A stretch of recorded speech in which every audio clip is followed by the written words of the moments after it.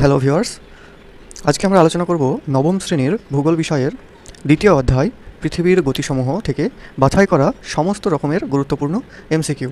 তো চলো দেরি না করে শুরু করা যাক আজকের এই সেশন। শুরু করা যাক আমাদের আজকের এই প্রশ্ন পর্ব। আমাদের প্রথম প্রশ্নে বলা হয়েছে নিরক্ষরেখায় দীর্ঘতম দিন হলো 11 ঘন্টা, 12 ঘন্টা, 13 ঘন্টা নাকি 12.5 ঘন্টা। তো আমাদের সঠিক উত্তর কোনটি হবে? আমাদের সঠিক উত্তর হবে অপশান খ, অর্থাৎ 12 ঘন্টা। আমাদের দ্বিতীয় প্রশ্নে কী বলা হয়েছে দেখে নেব। আমাদের দ্বিতীয় প্রশ্নে বলা হয়েছে মকর সংক্রান্তির দিন হলো 21শে মার্চ, 21শে জুলাই, 22শে ডিসেম্বর নাকি 25শে ডিসেম্বর। তো আমাদের সঠিক উত্তর কোনটি হবে? আমাদের সঠিক উত্তরটি হয়ে যাবে অপশান গ, অর্থাৎ 22শে ডিসেম্বর। আমরা দেখে নেব আমাদের 3 নম্বর প্রশ্ন। 3 নম্বর প্রশ্নে কী বলা হয়েছে যে পৃথিবীর নিজের অক্ষের ওপর আবর্তনের জন্য পৃথিবীর আকৃতি কীরূপ? গোলাকার, চ্যাপ্টা, অভিগত গোলক নাকি ত্রিভুজাকার। তো আমরা সবাই জানি এই উত্তরটি কী হবে। আমাদের এই উত্তরটি হয়ে যাবে অপশান গ, অর্থাৎ অভিগত গোলাকার। তো 4 নম্বর প্রশ্নে কী বলা হয়েছে? 4 নম্বর প্রশ্নে বলা হয়েছে নিশীথ সূর্যের দেশ নামে পরিচিত কে? অস্ট্রেলিয়া, নরওয়ে, জাপান নাকি শ্রীলঙ্কা। তো আমাদের এখানে সঠিক উত্তরটি হয়ে যাবে কোনটি? অপশান খ, অর্থাৎ নরওয়ে। আমরা চলে যাব 5 নম্বর প্রশ্নে। 5 নম্বর প্রশ্নে কী বলা হয়েছে যে পৃথিবীর সূর্যকে পরিক্রমণের গতিকে বলা হয় আর্নিক গতি, আপাত গতি, বার্ষিক গতি নাকি দৈনিক গতি। তো এখানে আমাদের সঠিক উত্তর হবে কোনটি? আমাদের সঠিক উত্তর হবে অপশান গ, অর্থাৎ বার্ষিক গতি। আমরা দেখে নেব 6 নম্বর প্রশ্নে কী বলা হয়েছে। 6 নম্বর প্রশ্নে বলা হয়েছে উত্তর গোলার্ধে দীর্ঘতম রাত্রি হয় 21শে মার্চ, 23শে সেপ্টেম্বর, 21শে জুলাই নাকি 22শে ডিসেম্বর। তো এখানে সঠিক উত্তর হবে কোনটি? না, সঠিক উত্তর হবে 22শে ডিসেম্বর। এরপরে আমরা চলে যাব 7 নম্বর প্রশ্নে। 7 নম্বর প্রশ্নে কী বলছে?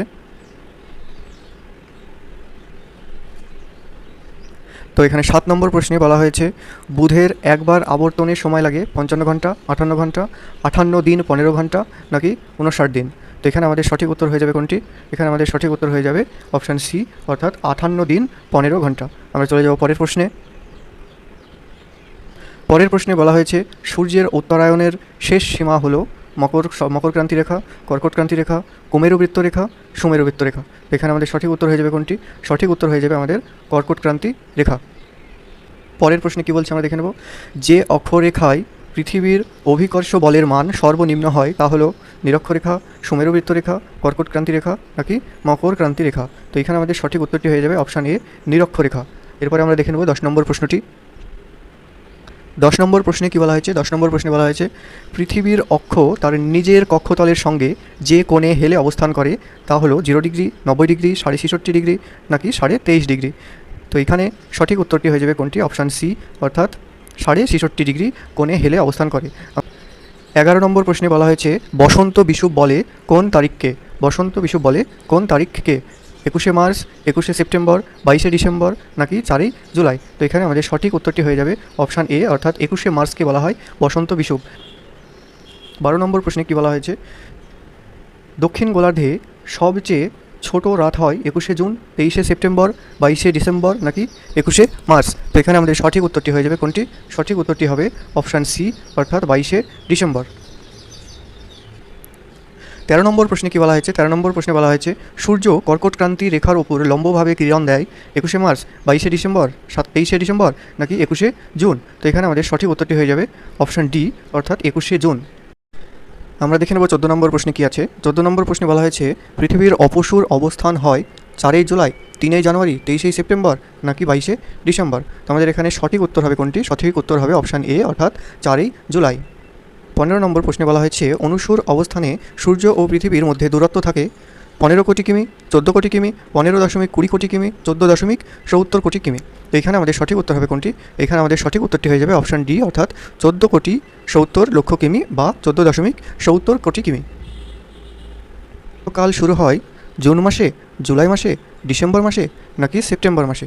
তো এখানে সঠিক উত্তরটি হয়ে যাবে আমাদের অপশান সি, অর্থাৎ ডিসেম্বর মাসে। দেখে নেব 17 নম্বর প্রশ্নে কী বলা হয়েছে। না, 17 নম্বর প্রশ্নে বলা হয়েছে উত্তর গোলার্ধে দীর্ঘতম রাত্রি হয় 21শে মার্চ, 23শে সেপ্টেম্বর, 21শে জুলাই নাকি 22শে ডিসেম্বর। তো এখানে আমাদের সঠিক উত্তর হবে কোনটি? সঠিক উত্তরটি হবে আমাদের 22শে ডিসেম্বর। 18 নম্বর প্রশ্নে বলা হয়েছে পৃথিবীর অনুসূর অবস্থানের দিনটি হলো 3ই জানুয়ারি, 4ই জানুয়ারি, 21শে মার্চ নাকি 23শে সেপ্টেম্বর। তো এখানে আমাদের সঠিক উত্তর হয়ে যাবে অপশান এ, অর্থাৎ 3ই জানুয়ারি। 19 নম্বর প্রশ্নটি দেখে নেব। মকর সংক্রান্তিতে মকর ক্রান্তি রেখায় সূর্যরশ্মির সর্বাধিক পতন কোণ হয় 90 ডিগ্রি, 66.5 ডিগ্রি, 47 ডিগ্রি নাকি 43 ডিগ্রি? তো এইখানে আমাদের সঠিক অ্যান্সারটি হবে অপশান এ অর্থাৎ 90 ডিগ্রি। 20 নম্বর প্রশ্নে কী বলা হয়েছে, অনুসুর অবস্থানে সূর্য ও পৃথিবীর মধ্যে দূরত্ব থাকে 15 কোটি কিমি, 14 কোটি কিমি, 15.20 কোটি কিমি, 14.70 কোটি কিমি। তো এখানে সঠিক উত্তর হয়ে যাবে কোনটি? সঠিক উত্তর হয়ে যাবে এখানে অপশান ডি অর্থাৎ 14,70,00,000 কিমি। 21 নম্বর প্রশ্নে কী বলা হয়েছে দেখে নেব। আন্টার্কটিকা মহাদেশে গ্রীষ্মকাল শুরু হয় জুন মাসে, জুলাই মাসে, ডিসেম্বর মাসে নাকি সেপ্টেম্বর মাসে? তো এখানে সঠিক উত্তর হয়ে যাবে আমাদের কোনটি? সঠিক উত্তর হবে আমাদের অপশান সি অর্থাৎ ডিসেম্বর মাসে। 22 নম্বর প্রশ্নে কী বলা হয়েছে? 22 নম্বর প্রশ্ন হলো, বুধের একবার আবর্তনে সময় লাগে 55 ঘন্টা, 58 ঘন্টা, 58 দিন 15 ঘন্টা নাকি 59 দিন? তো এখানে আমাদের সঠিক অ্যান্সার হয়ে যাবে কোনটি? সঠিক অ্যান্সারটি হবে 58 দিন 15 ঘন্টা। 23 নম্বর প্রশ্ন, অধিবর্ষে সামগ্রিক বছরটি হলো 363 দিন, 364 দিন, 365 দিন নাকি 366 দিন? তো এখানে আমাদের সঠিক উত্তরটি হয়ে যাবে অপশান ডি অর্থাৎ 366 দিন। 20 নম্বর প্রশ্নে বলা হয়েছে, সারা বছরই প্রায় দিনরাত্রি সমান হয় কোন অঞ্চলে? নিরক্ষীয় অঞ্চলে, সুমেরু অঞ্চলে, কুমেরু অঞ্চলে নাকি মধ্য অক্ষাংশীয় অঞ্চলে? তো আমাদের এখানে সঠিক উত্তর হবে কোনটি? অপশান এ অর্থাৎ নিরক্ষীয় অঞ্চলে। পরের প্রশ্নে কী বলা হয়েছে, কলকাতায় পৃথিবীর আবর্তন বেগ ঘন্টায় কত কিমি? 1547 কিমি, 1674 কিমি, 0 কিমি, 666 কিমি। তো এখানে আমাদের সঠিক উত্তরটি হয়ে যাবে অপশান এ অর্থাৎ 1547 কিমি। দেখে নেব 26 নম্বর প্রশ্নে কী বলা হয়েছে। এই প্রশ্নটি খুবই গুরুত্বপূর্ণ। এই প্রশ্নটি আগেও এসেছে। এই প্রশ্নের উত্তরটি আমি বলবো না, এটা তোমরা নিজে কমেন্ট করবে। তো 26 নম্বর প্রশ্নে বলা হয়েছে, পৃথিবীর অনুসুর অবস্থানের দিনটি হলো 3 জানুয়ারি, 4 জানুয়ারি, 25 মার্চ নাকি 23 সেপ্টেম্বর? যেহেতু এই প্রশ্নের উত্তরটি একবার আগে বলা হয়েছে তাই আর বললাম না, এটা তোমরা নিজেরা অবশ্যই কমেন্ট সেকশানে জানাবে যে পৃথিবীর অনুসুর অবস্থানের দিনটি কোন তারিখে পড়ছে। পরের প্রশ্নে বলা হয়েছে, নিরক্ষরেখায় অভিকর্ষের মান সর্বাধিক কোন রেখায়? এক হবে নিরক্ষরেখা, সুমেরুবৃত্ত রেখা, কর্কটক্রান্তি রেখা নাকি মকরক্রান্তি রেখা? এখানে সবথেকে অভিকর্ষজ মান বেশি হয় কোথায়? আমাদের উত্তরটি হয়ে যাবে অপশান এ অর্থাৎ নিরক্ষরেখায় অভিকর্ষের মান সর্বাধিক হয়।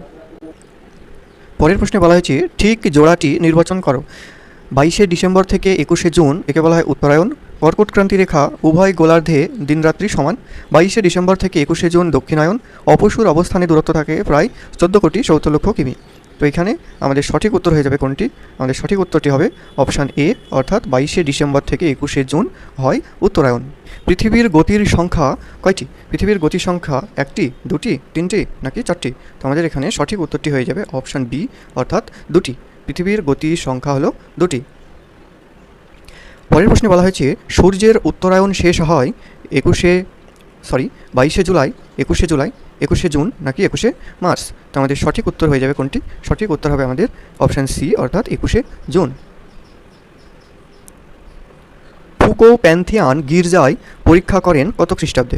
1951 খ্রিস্টাব্দে, 1950 খ্রিস্টাব্দে, 1951 খ্রিস্টাব্দে, এটা 1851 খ্রিস্টাব্দ নাকি 1850 খ্রিস্টাব্দে? তো আমাদের সঠিক উত্তর হয়ে যাবে কোনটি? আমাদের সঠিক উত্তরটি হয়ে যাবে অপশান সি অর্থাৎ 1851 খ্রিস্টাব্দে। পরের প্রশ্নে কী বলা হয়েছে, মহাবিষুব হয় 21 মার্চ, 21 জুন, 23 সেপ্টেম্বর নাকি 22 ডিসেম্বর? তো এখানে আমাদের সঠিক উত্তরটি হয়ে যাবে অপশান এ অর্থাৎ 21 মার্চ। 1 ডিগ্রি দ্রাঘিমার পার্থক্যে সময়ের পার্থক্য হয় 4 মিনিট, 60 মিনিট, 1 ঘন্টা নাকি 2 ঘন্টা? তো এখানে আমাদের সঠিক উত্তর হবে কোনটি? সঠিক উত্তর হয়ে যাবে অপশান ক অর্থাৎ 4 মিনিট।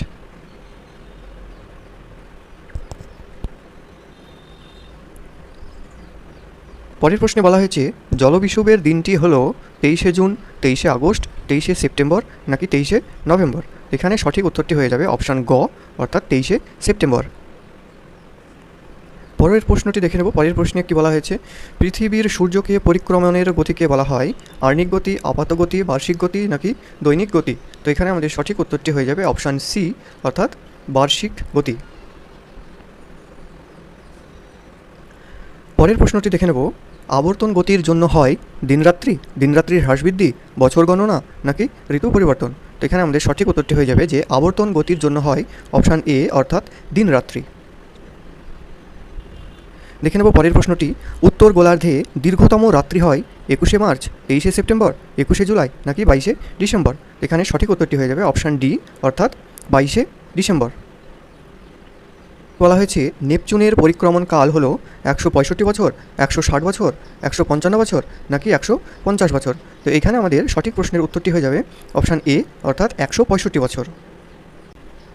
উত্তর গোলার্ধে যখন শরৎকাল, দক্ষিণ গোলার্ধে তখন শীতকাল, গ্রীষ্মকাল, বসন্তকাল নাকি শরৎকাল? আমাদের এখানে সঠিক উত্তরটি হয়ে যাবে অপশান সি, অর্থাৎ বসন্তকাল। পরের প্রশ্নে বলা হয়েছে যে পৃথিবীর সূর্যকে পরিক্রমণের গতিকে বলা হয় আর্নিক গতি, আপাত গতি, বার্ষিক গতি নাকি দৈনিক গতি? এখানে আমাদের সঠিক উত্তরটি হয়ে যাবে অপশান সি, অর্থাৎ বার্ষিক গতি। পরের প্রশ্নে বলা হয়েছে সারা বছরই প্রায় দিনরাত্রি সমান হয় কোন অঞ্চলে? নিরক্ষীয় অঞ্চলে, সুমেরু অঞ্চলে, কুমেরু অঞ্চলে নাকি মধ্য অক্ষাংশীয় অঞ্চলে? তো আমাদের এখানে সঠিক উত্তরটি হয়ে যাবে অপশান এ, অর্থাৎ নিরক্ষীয় অঞ্চলে, যেখানে সারা বছরই প্রায় দিনরাত্রি সমান থাকে। নিম্নে লিখিত বছরগুলির মধ্যে যেটি অধিবর্ষ তা হলো 1900, 2000, 2100 নাকি 2300? তো আমাদের এখানে সঠিক উত্তরটি হবে কোনটি? অপশান বি, অর্থাৎ 2000। পৃথিবীর বার্ষিক গতির সময়কাল প্রায় 364 দিন, 360 দিন, 365 দিন নাকি 367 দিন? এখানে আমাদের সঠিক উত্তরটি হয়ে যাবে অপশান সি, 365 দিন। 21শে মার্চ ও 21শে জুন, 21শে মার্চ ও 23শে সেপ্টেম্বর, 22শে জুলাই ও 22শে ডিসেম্বর, 23শে সেপ্টেম্বর ও 4ই জুলাই। তো এখানে আমাদের সঠিক উত্তরটি হয়ে যাবে অপশান বি, অর্থাৎ 21শে মার্চ ও 23শে সেপ্টেম্বর। পরের প্রশ্নে কী বলা হয়েছে যে পৃথিবীর কক্ষপথের আকৃতি বৃত্তাকার, উপবৃত্তাকার, ষড়ভুজাকার নাকি অধিবৃত্তাকার? তো এখানে আমাদের সঠিক উত্তরটি হয়ে যাবে অপশান বি, উপবৃত্তাকার। খুবই গুরুত্বপূর্ণ একটি প্রশ্ন।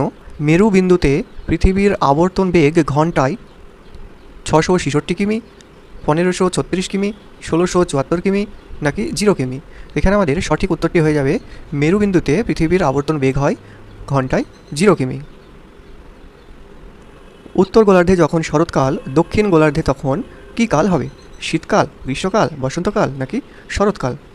এই প্রশ্নটি থাকবে তোমাদের বাড়ির হোমওয়ার্ক। এইটা তোমরা অবশ্যই কমেন্ট সেকশানে উত্তর করে জানাবে। আজকের মতোই এতদূর হলো। আজকে আমরা আলোচনা করলাম নবম শ্রেণীর ভূগোল বিষয়ের 2য় অধ্যায় পৃথিবীর গতিসমূহ। আবার দেখা হবে আমাদের 3য় অধ্যায় নিয়ে পরের ভিডিওতে।